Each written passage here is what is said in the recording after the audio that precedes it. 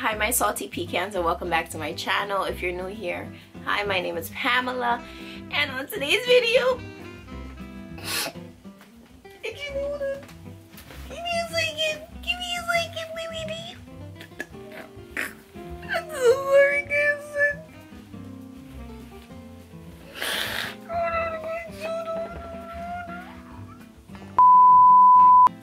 Okay. All right.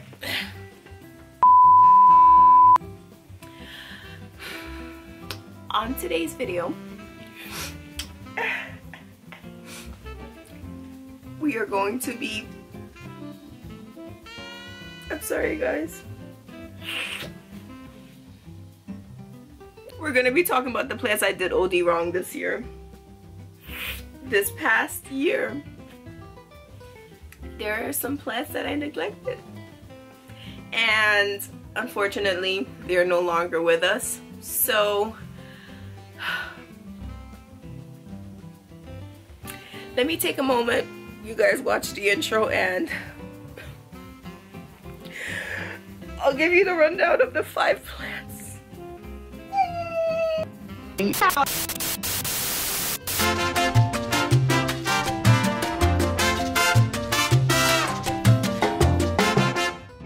Alright everyone, so welcome back. I think I've composed myself to no longer boo-hoo, but the first plant that I'm going to mention is my Hoya Rotundiflora 1. I say Hoya Rotundiflora 1 and because I actually had like multiple plants. So usually what I like to do is I like to source my plants, especially if it's a plant that is like harder to come across, or if I do come across it, it's for like a ridiculous price. So I prefer to source my plants and make larger pots versus buying just one thing in one go and just spending a whole boatload of money.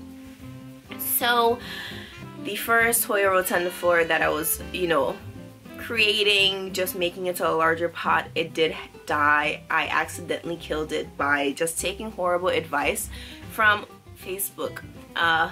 Yeah, pretty much people were given advice that, oh, it was safe to use alcohol in your soil because the alcohol evaporates and the only thing that's left is the water. But still, it burned the roots of my plants, it burnt my plants, it also burned my string of dolphins, my huge pot of string of dolphins that I think a lot of people found my channel through that video.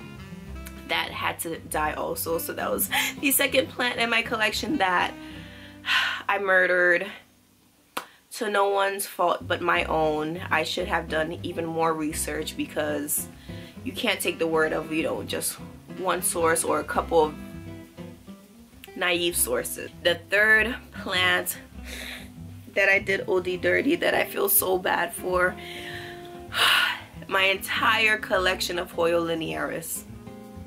My entire collection. So my entire Hoya Linearis collection, Lord Dunzo, Gonzo, not here.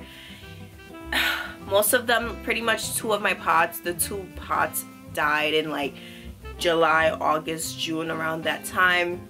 We had a really bad, really dry summer here in New York, really hot summer, and the Linearis prefers a moister soil.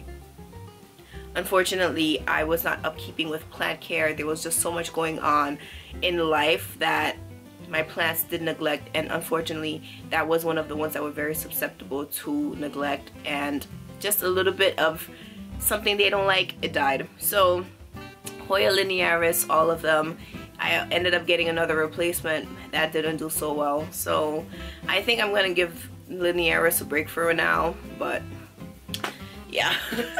The next plant is actually another Hoya. Yes. My rings like to get caught in my hair.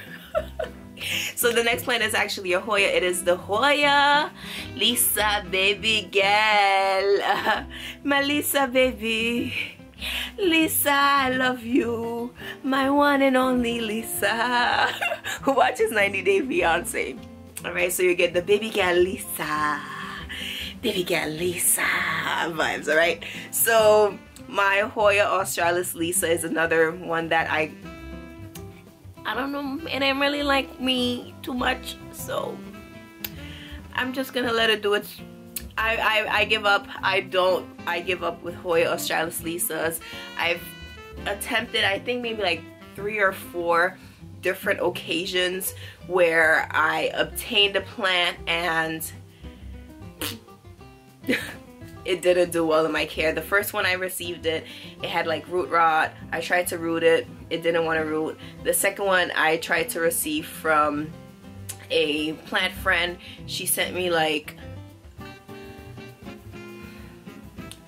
something that was not going to survive.